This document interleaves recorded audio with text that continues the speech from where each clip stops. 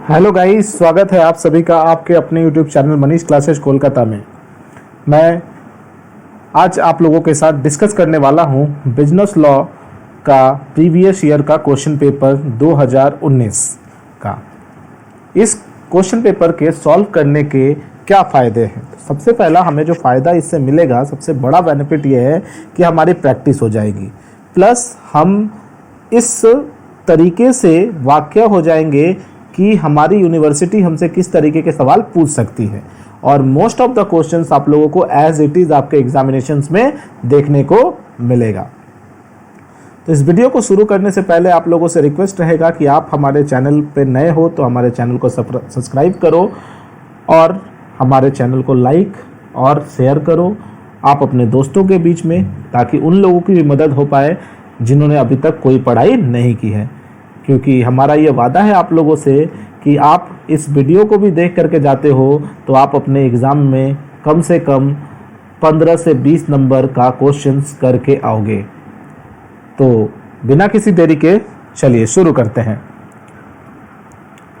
आप जैसा कि जानते हैं, ग्रुप ए में आपके पास टोटल क्वेश्चंस 20 होते हैं और इन 20 क्वेश्चंस का जो वेटेज होता है वो 1 मार्क्स ईच होता है।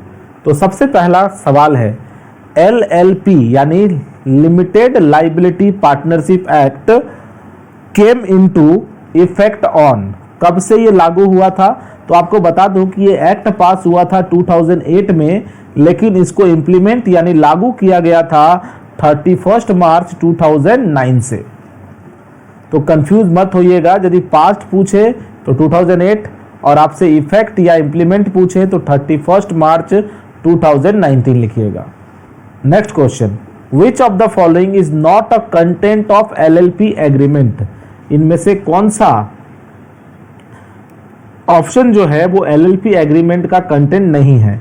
Name of LLP, prospectus, profit sharing ratio, projected business. तो इसमें जो प्रोस्पेक्टस है ना सर, ये जो है इसका कंटेंट नहीं होता। Question number 3, the term ड्रॉई is explained with in which section of negotiable instrument act 1881? तो आपको पता है कि जो ड्रॉई है इसको मेंशन किया गया है सेक्शन 7 के अंदर। कहां पे मेंशन किया गया है? सेक्शन 7 के अंदर। Question number 4, a bill for trade transaction. A bill for trade transactions, कोई ऐसा बिल जिसको ट्रेड के लिए व्यवहार किया जाता है, इज कॉल्ड ट्रेड बिल, जिसका एक पर्टिकुलर टाइम पीरियड होता है, that is called time bill. According to dash, किसने कहा था? A contract is an agreement enforceable at law made by more persons. It was one of the famous definition given by William Anson. Option number B is correct. चलिए question number 6 की तरफ चलते हैं। Question number 6 है, Avik invite Srijit for his sons rice ceremony. Avik ने सृजीत को क्या किया? अपने बेटे के राइस एग्रीमेंट के लिए बुलाया। तो Srijit accept the invitation, Srijit ने इस इनविटेशन को एक्सेप्ट भी कर लिया। This is what? तो this is an agreement. Cash withdrawal through ATM of a bank, जब आप बैंक के ATM से कोई भी कैश विड्रॉ करते हो, that is called tacit contract. क्या कहते हैं इसे? टैसिट कॉन्ट्रैक्ट कहते हैं। When counter offer is made, जब कोई व्यक्ति मैंने आपको सपोज कीजिए कि यहाँ पे A है और यहाँ पे B है। A ने B को कोई ऑफर दिया, ठीक संगी संग B ने भी A को कोई काउंटर ऑफर कर दिया, then original offer gets what? तो ओरिजिनल ऑफर गेट्स लैप्स्ड। तो पहले वाला जो ऑफर है वो लैप्स हो जाता है। Schedule dash of LLP act 2018 describe the mutual rights and duties of partners. LLP act 2008 के कौन सा शेड्यूल जो है वो म्यूचुअल राइट्स और ड्यूटीज ऑफ ए पार्टनर को डिफाइन करता है? तो that is schedule 1 of LLP act. LLP are administered by, LLP को कौन एडमिनिस्टर करता है? It is administered by ROC, registrar of companies. Question number 11, the central council shall conduct at least dash meeting in a year. Central council साल में कितना meeting करेगा? तो याद रखेंगे साल में कम से कम एक मीटिंग तो करनी ही होगी। In district forum members as shall not be less than, district forum में जो मेंबर्स होते हैं उनकी एज कम से कम 35 ईयर्स की होनी चाहिए। कंसिडरेशन का मतलब क्या होता है? Favour, gift, something in return, donation. तो आप जानते हैं कंसिडरेशन का मतलब होता है बदले में कुछ। सपोज कीजिए कि मैंने आपको कोई ज़मीन बेची, तो उसके एवरेज में मैं ये एक्सपेक्ट करता हूँ कि आप मुझे पैसे देंगे, that is called consideration. A criminal act is involve in case of, criminal act कौन से केस में लगता है? तो that is called coercion. Breach of contract on the date of performance is called, जिस दिन क्या करना है, हमको अपने ऑब्लिगेशंस को पूरा करना है और उस दिन हम कॉन्ट्रैक्ट को ब्रीच करते हैं तो उसे हम कहते हैं एक्चुअल ब्रीच। क्या कहते हैं? Actual breach.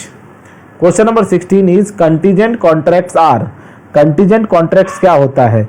तो आप कहोगे sir contingent contracts are collateral and uncertain. याद कीजिए 2017 सेम क्वेश्चन आपसे पूछा गया था कि कंटीजेंट कॉन्ट्रैक्ट क्या होते हैं, तो they are collateral and uncertain.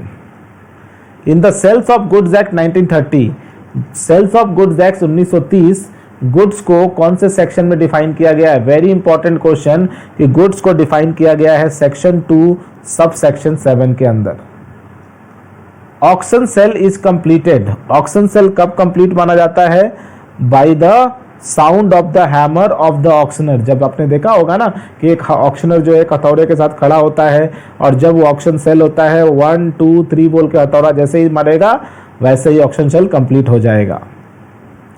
अब partnership business must have, partnership business में कम से कम क्या होना चाहिए? एग्रीमेंट होना चाहिए, जिस एग्रीमेंट के अकॉर्डिंग बिजनेस को गवर्न किया जाएगा। Voluntary dissolution of a firm can be of, voluntary dissolution कितने टाइप के हो सकते हैं? तो याद रखेंगे voluntary dissolutions can be of 4 types. Now group B, group B में सबसे पहला क्वेश्चन है the principle of dash is applicable to partners in a partnership. The principle of, कौन सा principal?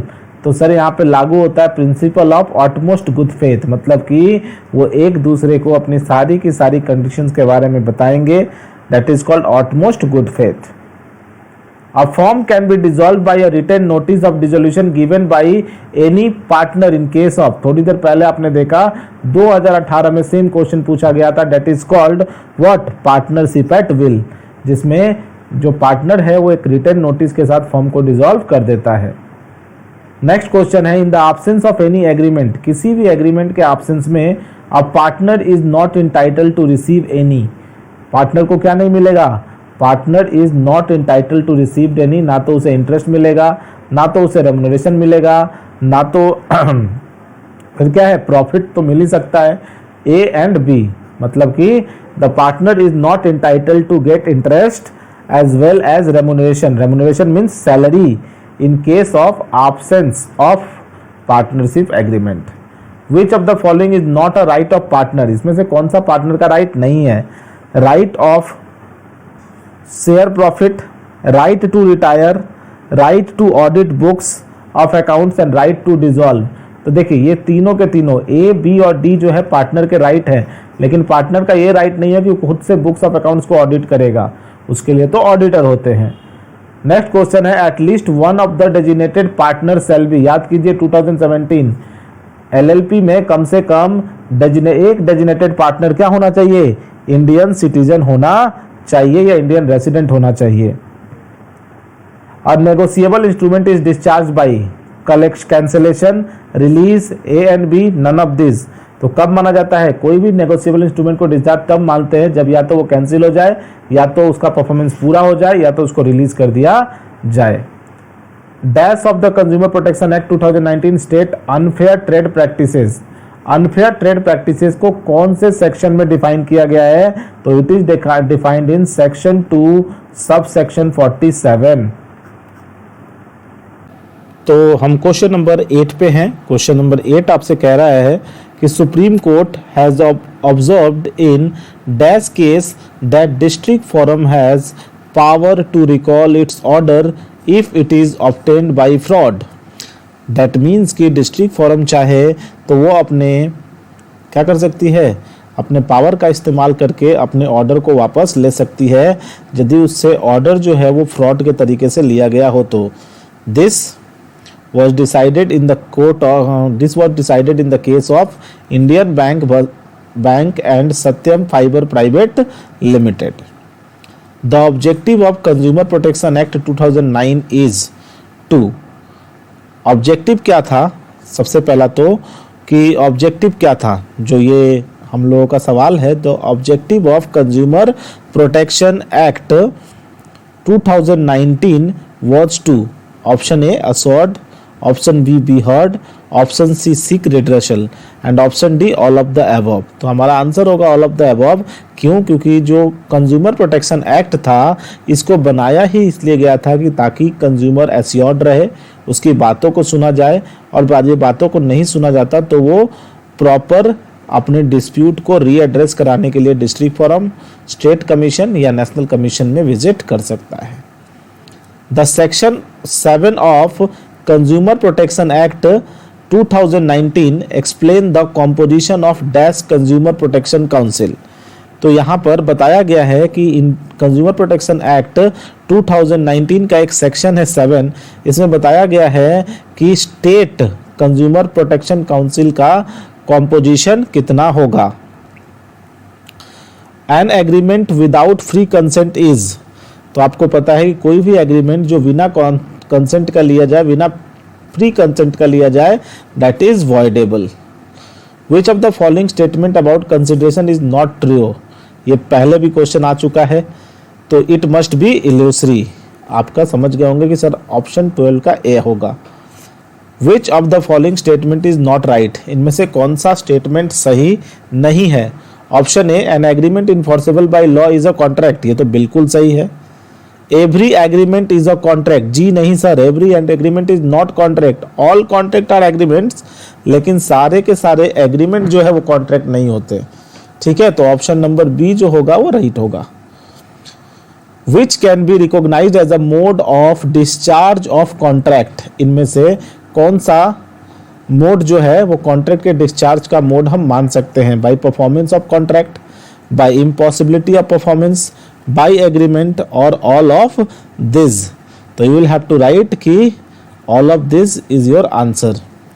The consent obtained by threat to commit suicide amounts to what, तो amounts to coercion. A contract made by mistake under Indian law is, Indian law के according यदि कोई भी contract गलती से हुआ है is generally called void. B agreed to पे 6 लाख, बी जो है वो एग्री करता है कि 6 लाख पे करेगा ए को।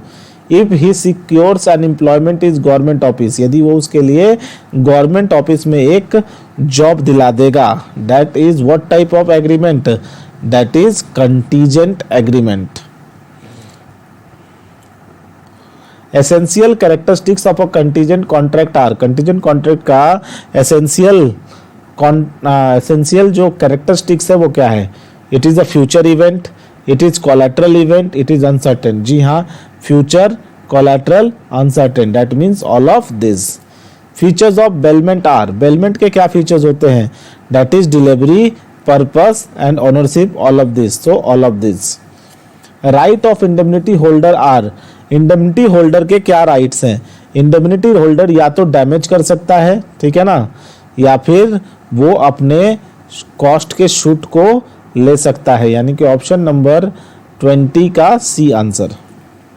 अ teacher A teaches his parrot to recite an offer, A जो है अपने पैरेट को एक ऑफर देना सिखाता है।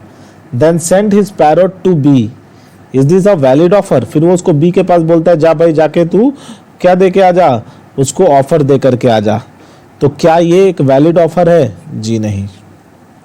The unpaid seller rights of lien is provided in which section, I have already mentioned you earlier, it is mentioned in section number 47 of the goods of sales act. Next question number 23, rules regarding delivery, rules regarding delivery, delivery को लेकर के क्या rules है। Delivery and payment, buyer to apply for delivery, expenses of delivery, all of this you will have to write all of this. The dash goods in the sale of goods act is given in section 2 subsection 2. Section 2 subsection 2 में क्या बताया गया है? तो section 2 sub section 2 के अंदर हमें बताया गया है कंटीजेंट लाइबिलिटी के बारे में। Condition and warranties under contract of sale में बी, याद रखिएगा कंडीशन और वारंटी जो है कॉन्ट्रैक्ट ऑफ सेल के अकॉर्डिंग क्या होता है? तो you will have to write it is express as well as implied contract. Section 3 subsection 1 of LLP act says that LLP is a what? तो बॉडी कॉर्पोरेट, पहले भी बताया हूँ। LLP has a separate entity apart from it's, तो LLP का अपना खुद का पहचान होता है अपार्ट फ्रॉम इट्स पार्टनर्स, उसको पार्टनर्स को हटा भी दिया जाए तो एलएलपी की खुद की आइडेंटिटी होती है। A promissory note, bills of exchange or cheque is payable to bearer which is, तो either expressed to be so payable. A bill of exchange payable at sight or on demand is known as, मतलब वो bill of exchange जो कि दिखाने या demand करने पे मिलता है, that is called demand bill. Last question of 2019, section 50 of negotiable instrument act 1881 explains which type of endorsement that is called restrictive endorsement। तो सेक्शन 50 जो है नेगोशिएबल इंस्ट्रूमेंट एक्ट का क्या एक्सप्लेन करता है? Restrictive endorsement. तो इस तरीके से हमने 2019 के भी क्वेश्चंस को पूरा कर लिया। तो आशा है कि आपको ये पूरा का पूरा वीडियो जो है वो समझ में आया है और 2019 के किसी भी क्वेश्चंस में आपको डाउट नहीं है। यदि आपको ये सेशन अच्छा लगा हो तो आप अपने दोस्तों के साथ इसको शेयर करें, अपने कॉलेज ग्रुप्स, अपने फ्रेंड्स में शेयर करें ताकि ज़्यादा से ज़्यादा लोग इसका लाभ उठा सकें। तो आज के लिए इतना ही, फिर मिलते हैं अगली वीडियो में एक नए पेपर के साथ। धन्यवाद।